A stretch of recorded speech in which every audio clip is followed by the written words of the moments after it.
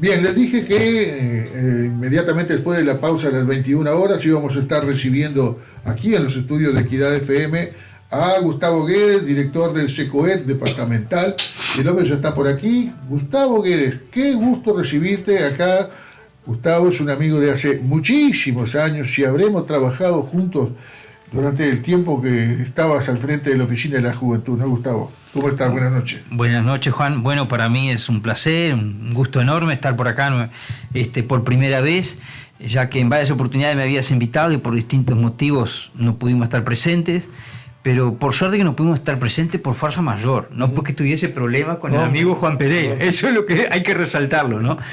Como muy bien decías, nos conocemos hace muchísimos años, cuando nosotros dábamos nuestros primeros pasos allí en la Oficina de la Juventud, en el año 2000.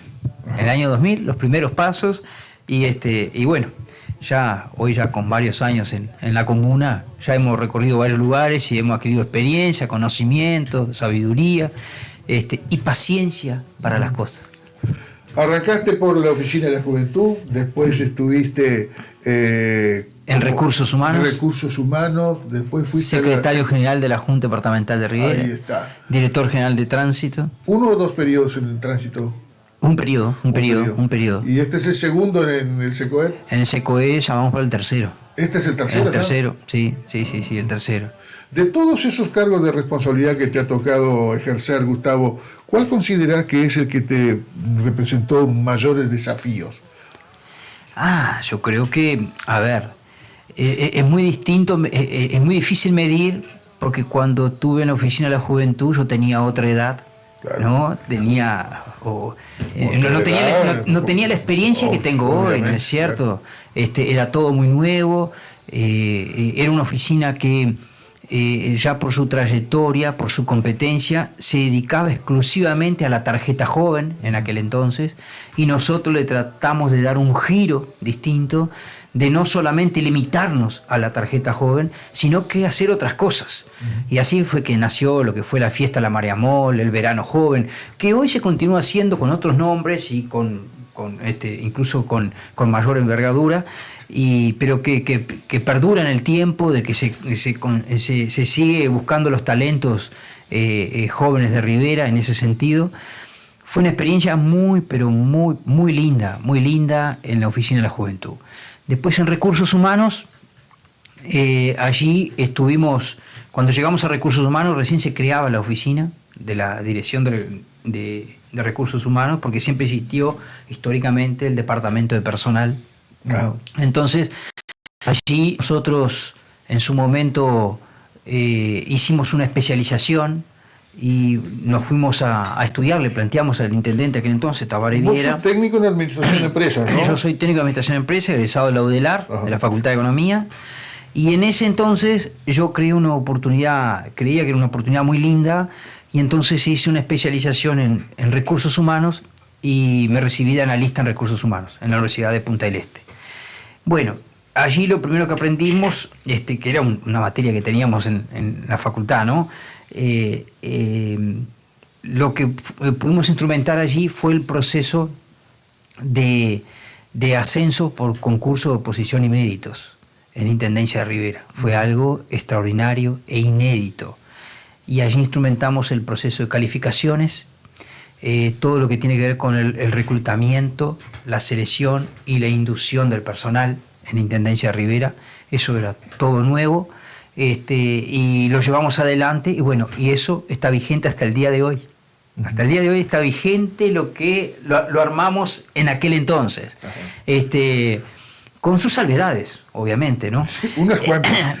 Justamente. Y bueno, pero lo que quiero resaltar es que en aquel entonces ascendió muchísima gente a la Intendencia Rivera, muchos que hoy ya no están, que ya han jubilado, por ese concurso de oposición y méritos. Después nos fuimos a la Junta Departamental en un momento muy difícil de la Junta, cuando era noticia nacional de acontecimientos que nosotros lamentamos mucho, porque allí tenemos muchos amigos, y bueno, nos tocó entrar en un momento. Tocó el momento complicadísimo. El momento muy complicado, muy complicado. Recorremos la audiencia porque, como dice Mirta Legrand, la audiencia se renueva. Te tocó actuar en el momento en que, bueno, varios ediles terminaron incluso tras las rejas por el tema de la... Bueno, y allí fuimos nosotros, siempre con nuestro ímpetu, tratando de hacer cosas nuevas, y hicimos la reforma de la Junta Departamental, en lo que es la sala de exposiciones de los señores ediles, instrumentamos una tecnología nueva con todo el equipamiento tecnológico de amplificación y sonorización. En aquel entonces adquirimos una camioneta 0 kilómetros después de muchísimos años para la Junta Departamental. Hicimos reformas dentro de lo que eran los espacios físicos para cada bancada. Fue un tiempo muy intenso de mucho trabajo en la Junta Departamental. Y después nos tocó ir a la Dirección General de Tránsito y Transporte, también en el peor momento del departamento de Rivera. Estábamos, cuando ingresamos al cargo, estábamos en el 14º peor lugar en cuanto a la siniestralidad en el departamento. Cuando nosotros dejamos la Dirección de Tránsito, quedamos en el primer mejor lugar, o sea, el departamento que menos siniestro tenía. Pero se daba un fenómeno en aquel entonces. La gente tenía un siniestro y no se lastimaba, moría. Era la principal causa de muerte del departamento, era el siniestro de tránsito. Entonces, era una situación muy difícil. Allí armamos toda una planificación estratégica y bueno, y salimos adelante, salimos a la cancha con aciertos y con errores, pero ¿Fue cuando logramos... se implementó la obligatoriedad del casco? La obligatoriedad del casco ya existía. Ya existía. Se instrumentó el chaleco reflectivo. Pero entonces se dejó de utilizar durante mucho tiempo, porque la obligatoriedad de utilizar el chaleco reflectivo vino hace 3 periodos atrás. Claro, pero lo que pasa es que había que reglamentar la norma en aquel entonces, y cada departamento, existía la ley, pero cada departamento tenía su facultad de hacer la lectura que quisiera. Exacto. Entonces nosotros en aquel entonces hicimos la lectura de que fuera obligatorio y se empezó a controlar, ¿no? A supervisar y a fiscalizar. Un trabajo muy arduo. Allí trabajamos muchísimo también. Hoy lo que disfrutamos de la ingeniería vial que disfrutamos hoy en las intersecciones de Sarandí, Presidente Viera y Tuzangó, Presidente Viera y Sarandí, Presidente Viera Graciada, todo lo que es, eso fue todo en nuestro periodo, donde hicimos un trabajo profesional, con un equipo realmente muy bueno. Contamos con el apoyo del ingeniero Lucas Fachero. Y sí me recuerdo bien de la gran cantidad de siniestros que teníamos en entrada a La Raca. Íbamos por Manuel Oribe y doblábamos a la izquierda. Bueno, cuando fuimos a hacer esa prohibición, en una tardecita de invierno, los vecinos estaban muy nerviosos y en ese entonces el intendente era Marne, y yo le dije: Marne, mirá, voy a ir allá a Barrio Vicio, a hablar con los vecinos, que están muy tensos, muy nerviosos, muy enojados algunos, y fui allá y les expliqué y les dije: bueno, vamos a hacer así, vamos a hacer el proyecto, vamos a aplicarlo en forma provisoria y temporal por 3 meses. Si funciona, queda, y si no funciona, volvemos a la estaca cero. Le pido esa cuota de confianza, y los vecinos allí aceptaron en una reunión en la esquina, allí después dentro de un garaje. Yo estaba. Y ahí hicimos, instrumentamos, y bueno, está hasta el día de hoy, dio resultados. No tenemos más siniestros en esa intersección. No hay más siniestros. La gente se acostumbró. En un principio realmente hubo confusión. Increíblemente hasta ahora hay gente que no entiende el semáforo peatonal que hay allí, que se quedan detenidos. Quien viene de Ambrosio Velasco para ingresar a Manuel Oribe ve el semáforo peatonal allí y quedan detenidos, y a veces hay que tocarle la bocina, pero caramba, son 2 luces, no está la tercera. Y siempre nunca falta aquel que igualmente se atreve a girar a la izquierda, ¿no? Principalmente andando en moto.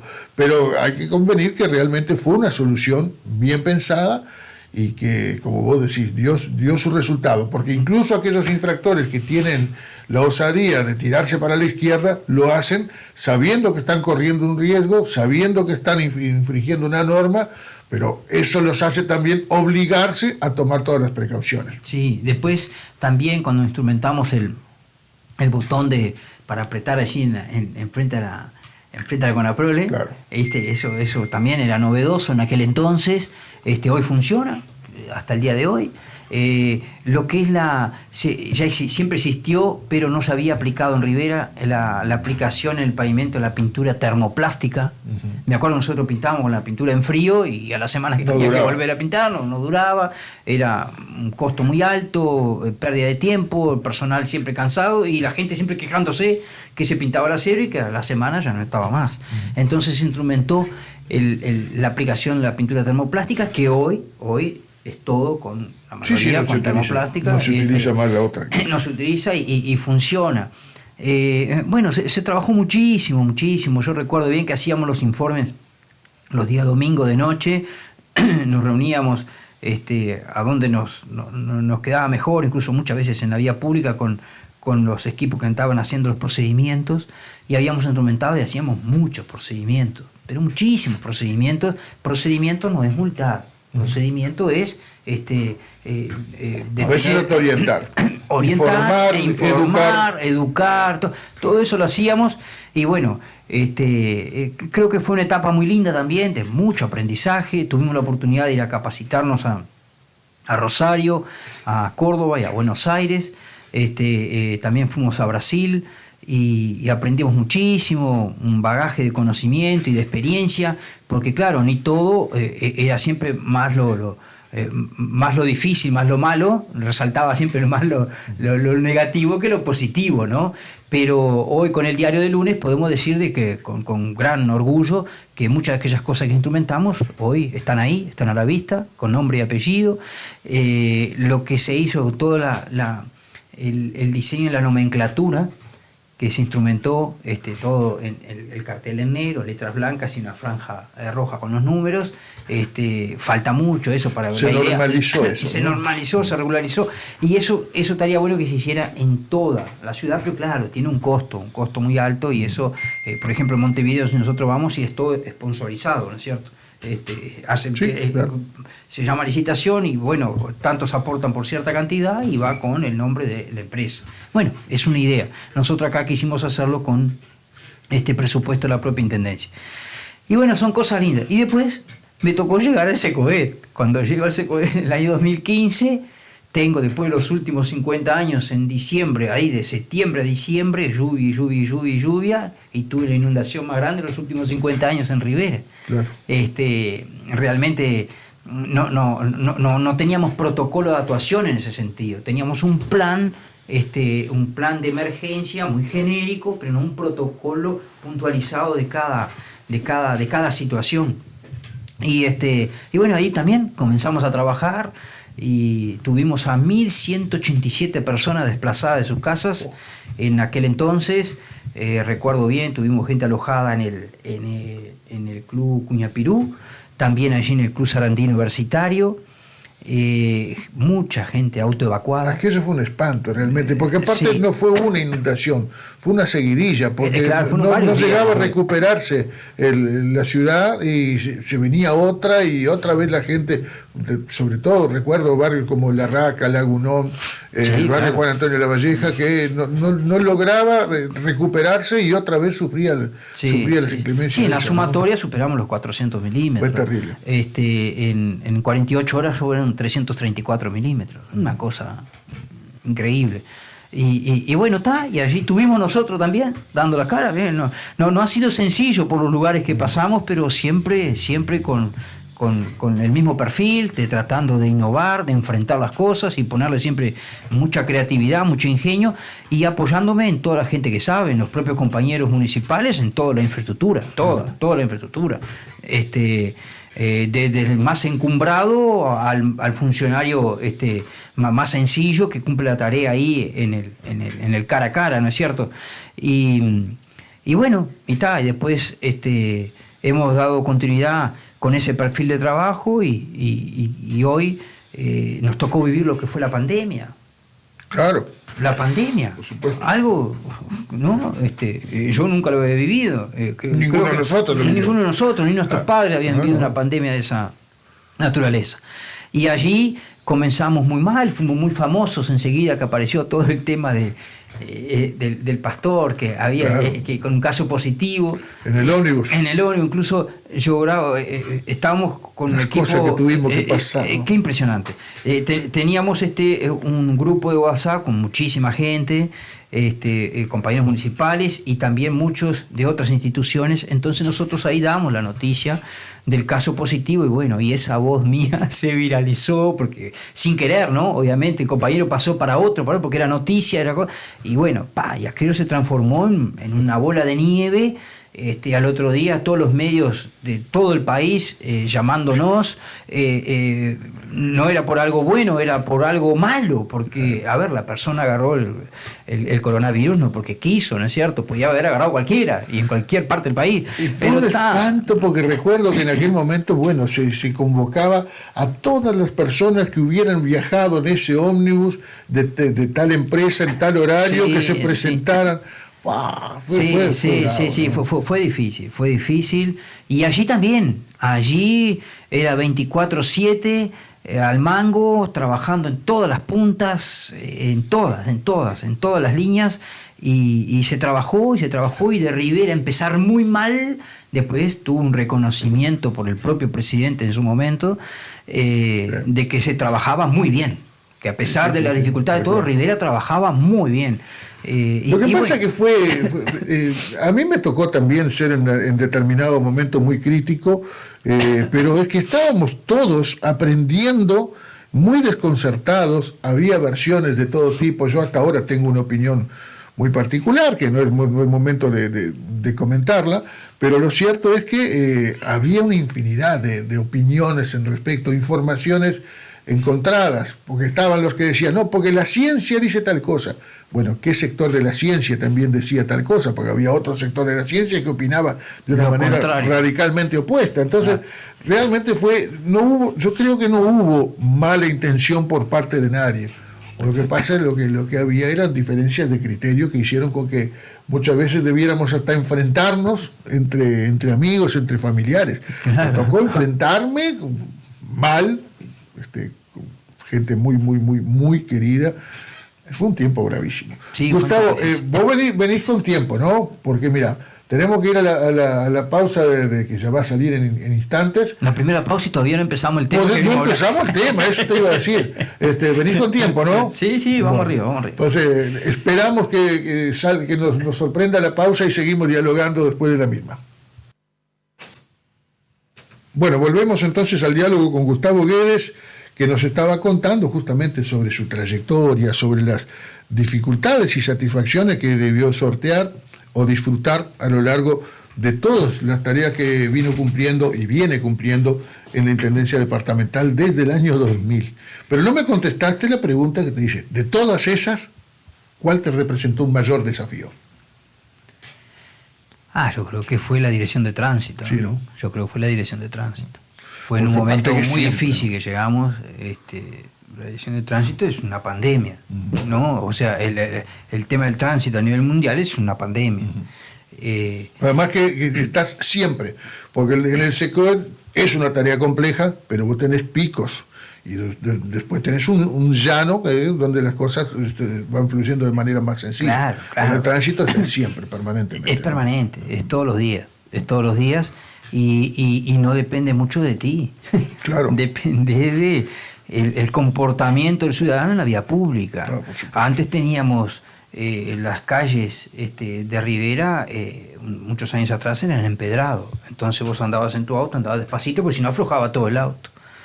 Hoy tenemos pistas de carrera, ¿no? Porque la Intendencia ha asfaltado todo, por suerte, y bueno, queda un desplazamiento más ágil, más rápido de los vehículos, hablando de autos y de motos, ¿no? Sí, claro. Y entonces el parque automotor, hoy yo no tengo el número en cuál está, pero el parque automotor solo crece, ¿no? Y sumado a eso tenemos que agregarle todos los hermanos brasileños que también circulan y andan acá por nuestras calles, caminos y avenidas. Más lo que el turista de paso. Más el turista de paso. Y el microcentro el fin de semana, basta con ir allí nomás y explota, por suerte. que vienen muchos turistas y genera un movimiento espectacular. Bueno, todos esos comportamientos son muchos comportamientos individuales que van más allá de muchas veces de la gestión de turno, ¿no? Gustavo, vamos al tema que nos convoca.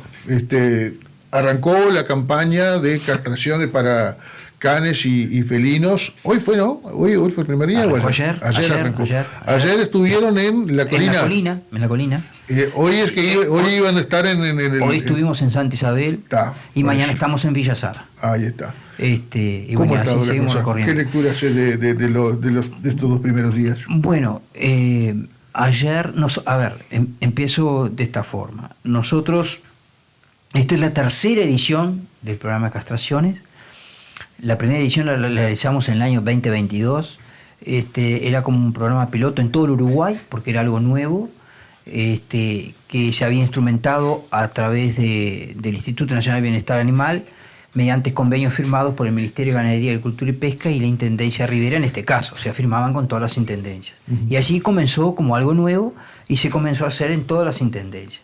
Y en el año 2022 nosotros arrancamos tarde, muy tarde, arrancamos en julio, 14 de julio, y culminamos los primeros días de diciembre. Fue un tiempo récord. 6 meses en forma intensa, todos los martes, miércoles y jueves. Fuimos a 70 lugares distintos.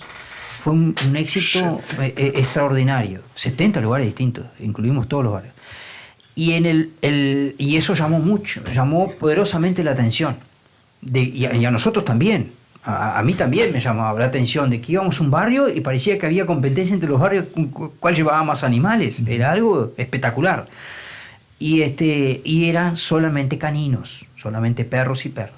2024 volvemos a firmar un convenio en la misma modalidad, 3.500 castraciones.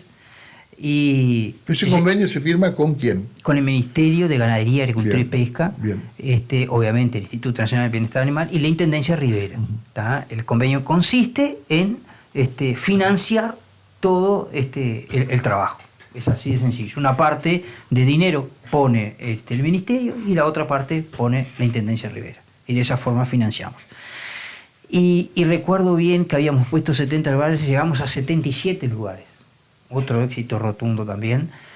Pero se daba el fenómeno ahí que como comenzamos a realizar la castración y la identificación mediante microchip, colocando el microchip en los animales, que llegábamos a ciertos lugares y comenzaban a aparecer más gatos. Y no teníamos un número, era castración al barrer, ¿no? Uh-huh. Y terminamos ese programa con mayor cantidad de gatos y gatas de que perros y perras. Oh. 2024. Bueno, ahora nosotros hemos comenzado este año y este convenio que se está haciendo es con un remanente que hubo de un dinero que manejó el Ministerio para este programa, y eligieron a las 6 o 7 intendencias que se destacaron en su momento, donde Rivera fue una de las que estuvo ahí bien en la vanguardia. Y bueno, y ahí hicieron los números y nos tocó 889 animales para castrar en este momento. Entonces se está dando otro fenómeno de que si antes fuimos a 77 lugares y teníamos 3.500 castraciones, ahora tenemos 889, ¿cómo le decimos al vecino que no vamos a ir a tal lugar? Bueno, era una decisión difícil, ¿y qué hacemos? Y ahí optamos por un criterio. Fuimos a mirar nuestros archivos, con el equipo nos reunimos, estuvimos analizando caso a caso y elegimos los 18 lugares donde más participación de animales hubo, o más participación de la gente, ¿no? Y ahí elegimos los 18 barrios donde más gente fue. Y ese fue el criterio que tomamos. Y obviamente hoy nos están llamando, porque al ver la agenda, ¿no? Y estoy en tal barrio y el barrio que está al lado no van a castrar, que está a 5 cuadras, 10 cuadras. Y bueno, no vamos a ir porque no tenemos cupo. Te pregunto lo siguiente, Gustavo. ¿Por qué se da esto de que anteriormente podían llegar a 70, 77 lugares con 3.000 y pico de castraciones y ahora hubo que reducir esto acá? Ahí está, Gustavo me hace seña de que es cuestión de plata. Se dice, yo lo he escuchado en algún momento, y vos me vas a decir si esto es así, que el INBA no tiene recursos. Vos en determinado momento dijiste que era un remanente que había quedado de antes. ¿No hay un presupuesto asignado al INBA que permita llegar a números por lo menos parecidos a los anteriores? Esto, a ver, tiene que quedar claro que es un proyecto del Gobierno Nacional, que está dentro de lo que es la órbita del Ministerio de Ganadería, Agricultura y Pesca. El Ministerio arma su presupuesto y bueno, y allí le destina a todas sus reparticiones tanto, ¿no? Como hacemos nosotros en el Gobierno departamental. Entonces, el INBA para este periodo presupuestó lo suyo. Presupuestó y empieza a regir a partir del año próximo, del año 2027, donde partimos de la base de que vamos a contar. Todavía no lo tenemos porque no hemos firmado el cuarto convenio, que al firmar el convenio, tenemos que firmar el convenio este año, 2026, para ejecutarlo dentro del periodo anual 2027.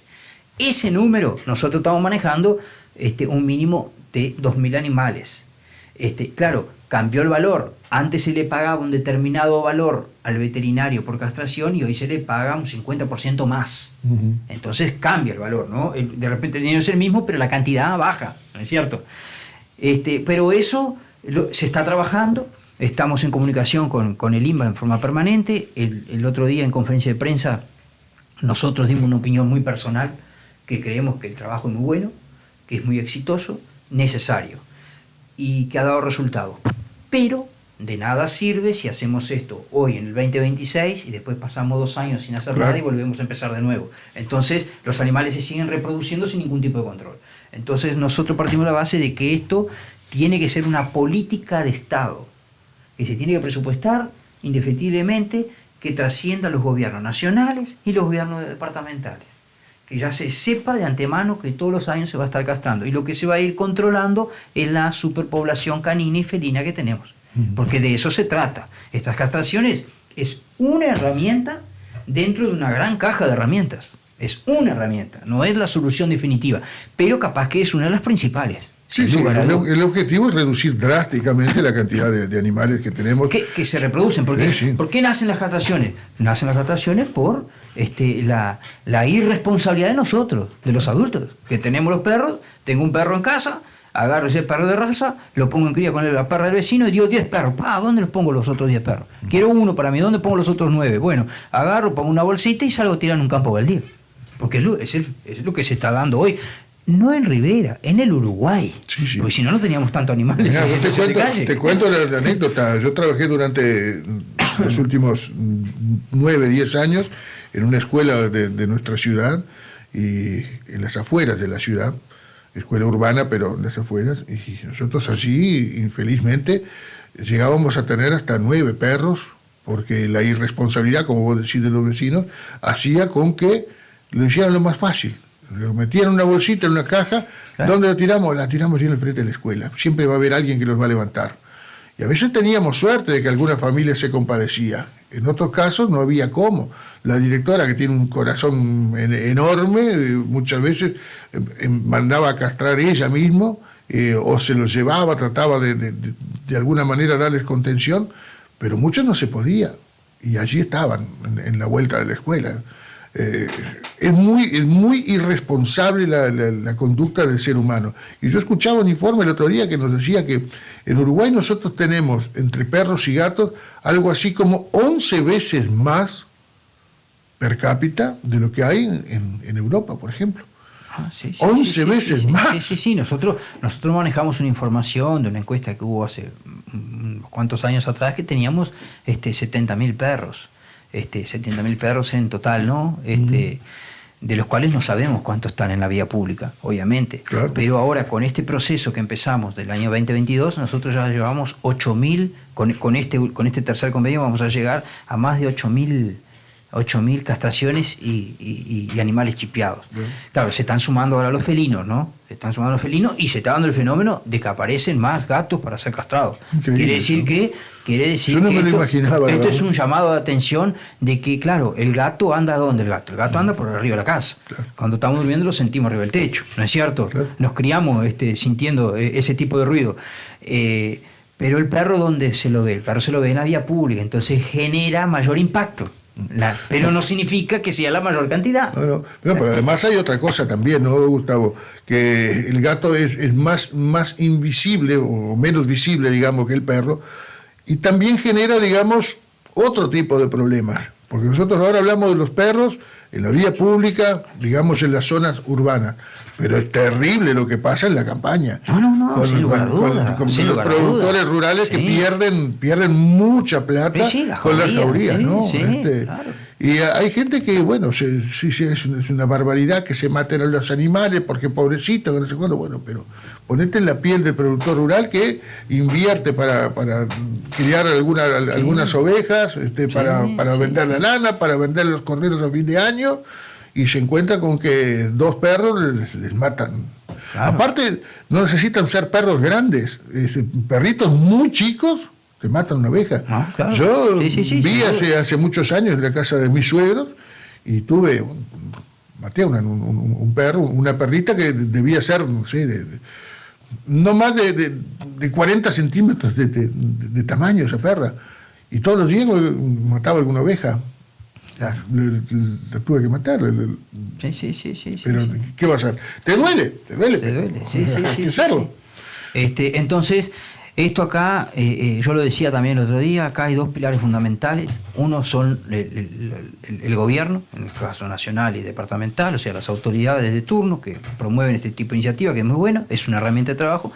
Y por otro lado, la población, porque también estamos castrando, es totalmente gratuito. No tiene que pagar absolutamente nada, ni un peso. ¿No hay que presentar ningún tipo de documentación, Gustavo? No.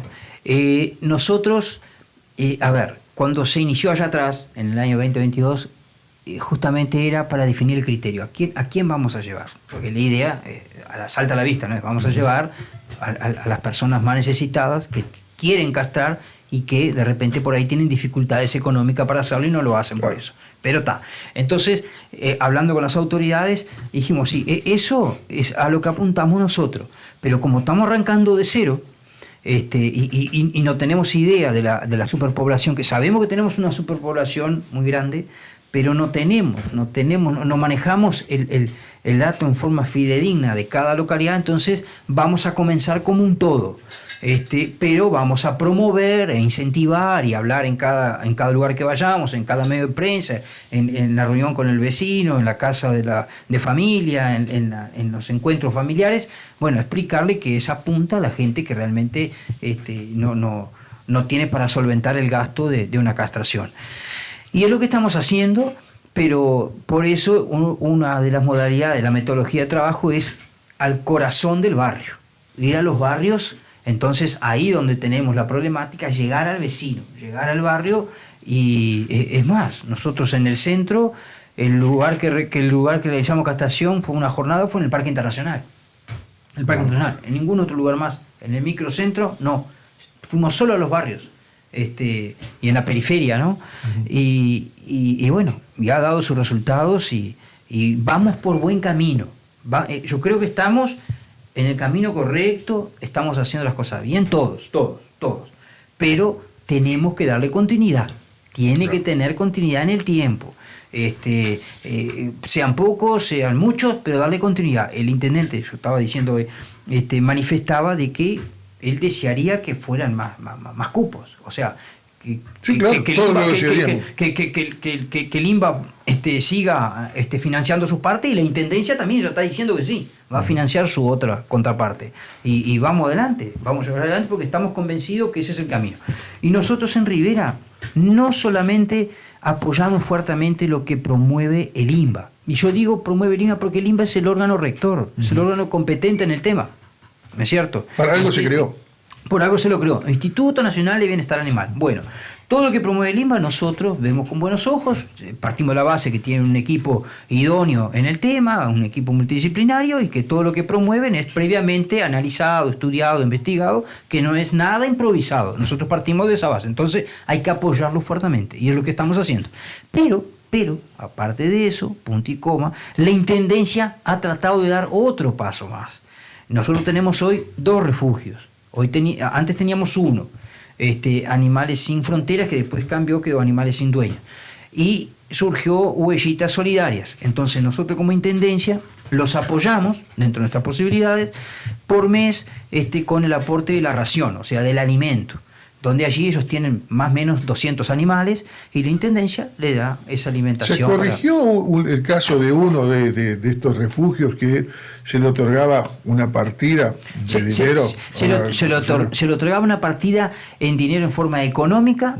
Eso generó distintas opiniones y nosotros decidimos, también ser muy criterioso y lo más transparente posible, bueno, vamos a dar el alimento. Bien. Y le estamos dando el alimento. En víveres. Está bien. Entonces, eso terminó con cualquier tipo de comentario o cualquier tipo de opinión contraria, y eso ha dado un resultado muy positivo, muy positivo.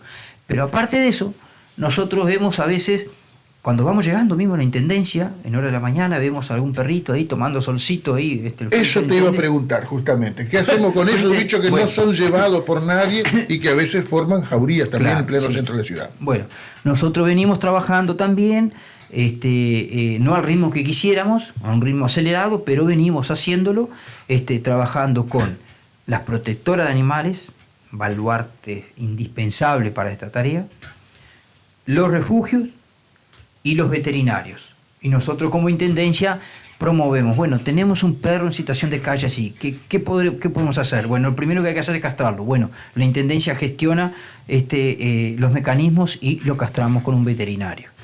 Lo castramos, lo bañamos, lo alimentamos, lo tenemos cuidadito, y después se ha promovido la adopción con distintas protectoras animales y también la reubicación en el caso que cuando tenemos lugar en el refugio. Eso es lo que se viene haciendo.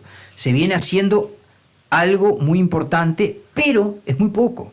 Necesitamos que se sume más gente, necesitamos de que las redes sociales a veces explotan por distintas cosas, bueno, que exploten por esta cosa positiva, porque vemos que es algo muy positivo, que la gente le gusta realmente los animales, porque nosotros hablamos de la tenencia irresponsable, pero también percibimos de que hay mucha gente que le gustan los animales y que realmente los cuidan. Bueno, necesitamos de toda esa parte positiva del ser humano, de que se sume y que de repente no adopta, pero sabe de que el vecino de allá quiere un perro guardián, quiere un perro así, con estas características. Bueno, y acá recurrir a esos mecanismos para poder ir solucionando. Yo creo que vamos por buen camino, y este objetivo, que es el objetivo de tener en algún momento 0 callejeros, como lo tiene Holanda, ¿no?, que tienen otros mecanismos y que el país ha legislado en ese sentido. Yo creo que el Uruguay va en ese camino, se vienen haciendo las cosas, capaz que obviamente que son insuficientes, pero se está haciendo, y nosotros apuntamos a lograr el objetivo a mediano y largo plazo, ¿no?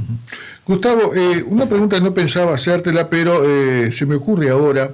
¿Quién representa al INBA acá en Rivera? Bueno, el otro día estuvimos en la reunión, en la conferencia de prensa, y el INBA, como depende del Ministerio de Ganadería, Agricultura y Pesca, por lo general siempre quien lidera esa comisión departamental, como en algún momento hubo zoonosis, ¿no? La lidera el director departamental del Ministerio. Rivera no tiene el director. Por eso te preguntaba. Rivera no tiene director. Entonces se hizo presente el otro día el director departamental del Ministerio de Ganadería, Agricultura y Pesca del departamento de Artigas.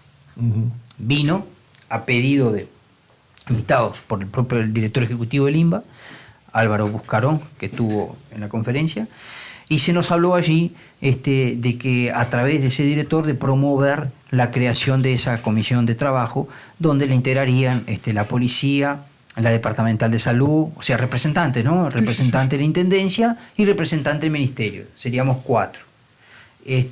Obviamente que yo le dije, sí, yo estoy obviamente abierto para reunirnos y seguir avanzando. Pero es más o menos lo mismo que fue en su momento la Cotriba o la Codetriba, le cambiaron el nombre, pero las instituciones que le integran son las mismas. Y bueno, la Codetriba también carecía de recursos, Y bueno, quiero confiar en que, como decís vos, el próximo periodo realmente el INBA pueda contar con algún otro tipo de recursos. Gustavo, tenemos muy poco tiempo, realmente pausé la tanda, porque quiero preguntarte otra cosa, salir de ahí de ese tema, y consultarte respecto de las otras funciones que también le competen a tu dirección, al SECOED. Luego de lo que fue el último temporal terrible que tuvimos en Rivera, ¿se logró dar cumplimiento a todas las demandas que tenía la población en ese momento? Sí. A ver. ¿Vinieron los recursos necesarios como para...? Sí, a ver. El SECOED, tiene un coordinador, ¿tá? Y el SECOED coordina las acciones del Comité Departamental de Emergencia. Uh-huh. Entonces, cuando sesiona el Comité Departamental de Emergencia, allí tenés un representante que es el jefe de policía, el jefe del regimiento de caballería mecanizada número 3, el director departamental de INAO, director departamental del MIDES, el presidente, que es el intendente, el coordinador del SECOED, también un representante del Ministerio de Ganadería, Agricultura y Pesca. Podemos sumar, como hemos hecho siempre, a la Junta Departamental, a Fiscalía, porque Fiscalía surge en el marco de la pandemia, una necesidad de que Fiscalía estuviese.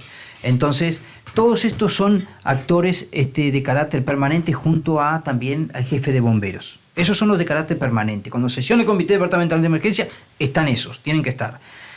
Todo el resto del gobierno del Estado uruguayo son de carácter no permanente.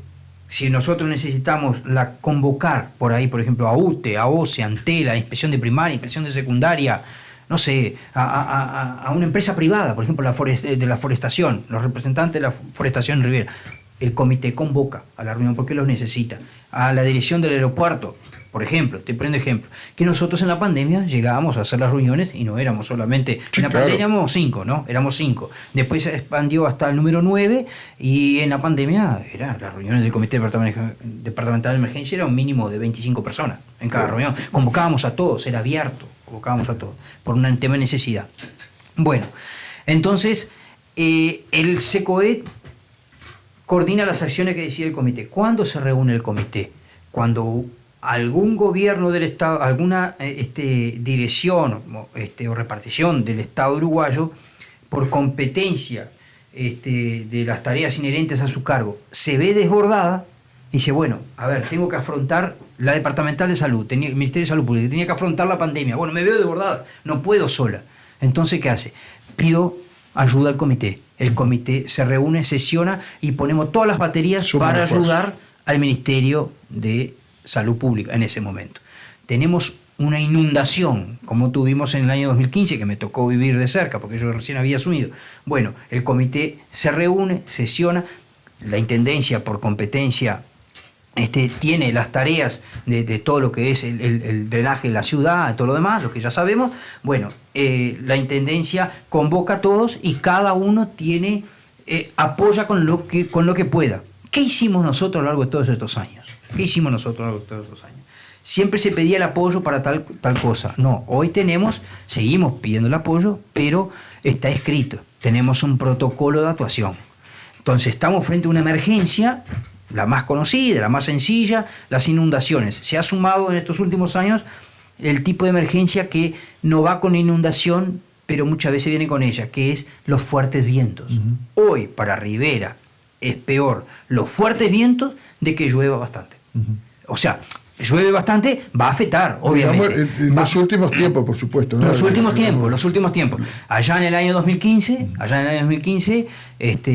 con la afectación que tuvimos en Rivera, que yo dije los números al principio, 1.187 personas desplazadas de sus casas y muchos autos evacuados, llevó a que nosotros creáramos el proyecto de recuperación del arroyo Quiñapirú. Después que se hizo y se ejecutó ese proyecto y que se hace un mantenimiento a lo largo de todos estos años, se continúa haciendo hasta el día de hoy, ya no tenemos las dificultades que tuvimos en el año 2015. Antes llovía... No hemos tenido tampoco precipitaciones tan fuertes, ¿no? Pero antes del 2015 llovía 20 milímetros y ya tenemos llamada por teléfono de gente para autoevacuarse, que se iba a la casa del vecino. 40 milímetros ya teníamos que evacuar gente. Hoy hemos tenido jornadas que llueven 70, 80 milímetros en un lazo de 2-3 horas y soportamos. ¿Yo por qué te digo esto, Gustavo? Porque viste que los científicos, fundamentalmente los meteorólogos, están advirtiendo que para los últimos meses del año vamos a tener inundaciones importantes, digamos precipitaciones muy abundantes y muy seguidos. Yo esto es algo que lo hablé incluso con el director de obras, el arquitecto Martín García, y lo que percibo, yo que recorro muy a menudo y prácticamente a diario lo que es los pasos sobre el arroyo Cuñapirú, y veo que hay partes donde, si bien es cierto, en algunas partes se ha limpiado, hay otras como por ejemplo llegando y apenitas pasando el puente de la Raca, que aquello tiene el piso del arroyo está muy superficial, muy arriba, porque bueno, el arrastre ha venido generando que haya islas en el curso del arroyo. Creo que eso habrá que ponerse rápidamente antes que llegue el momento ese crítico, ¿no? Bueno, yo tengo conocimiento también, es el tema que está arriba de la mesa, y lo hablamos mucho, y con el intendente, y con todo. El director general de obras está, obviamente, arriba del tema. Tengo conocimiento de que se está trabajando en ese sentido,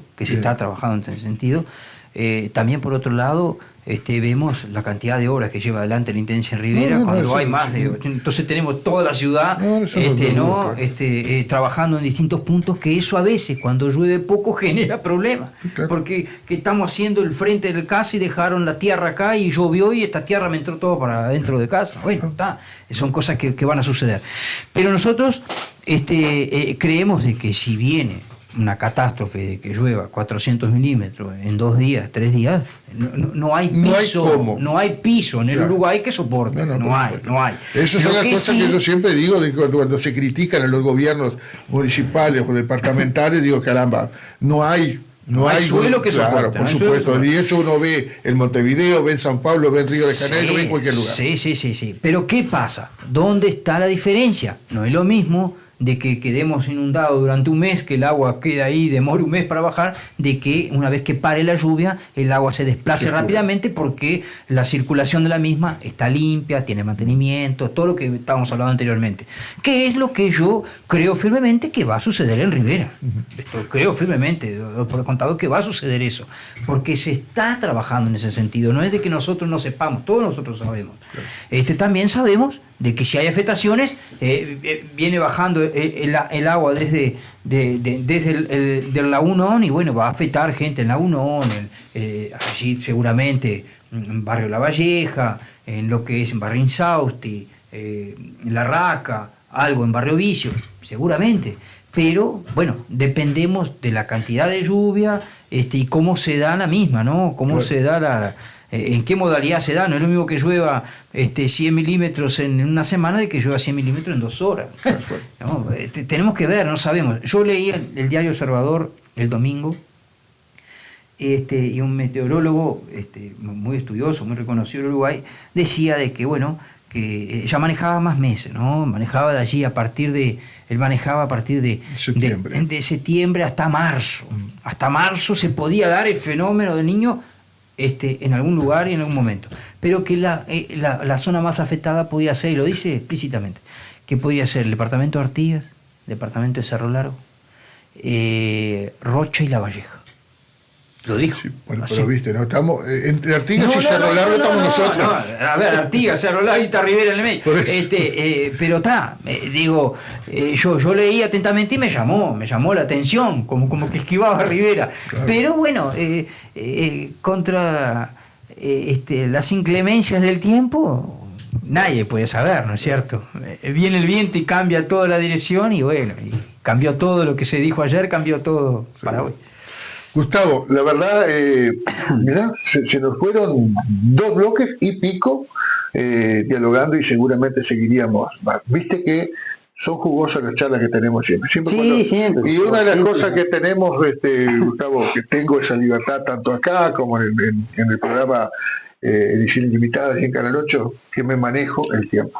Acá no hay aquello de que tenés que sí o sí cumplir con esto y con lo otro, ¿no?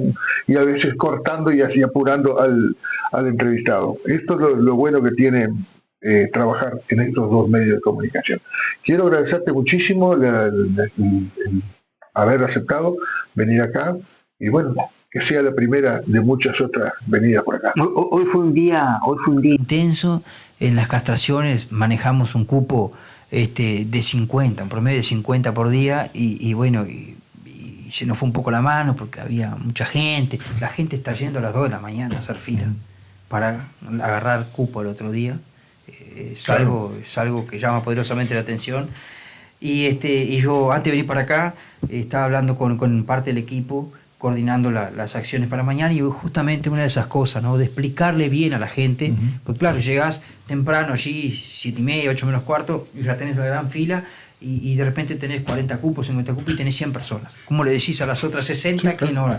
Bueno, pero va a haber que explicarle, va a haber que decirle, va a haber que esto afianzar para las próximas jornadas con el referente. Nosotros tenemos un referente en cada barrio que nos ayuda, con la propia protectora de animales, que bueno, que hacerle entender al vecino que son tantos cupos y que si no da para ese día porque no dio, bueno, tenemos la agenda a la vista, que vaya para otro día en otro lugar.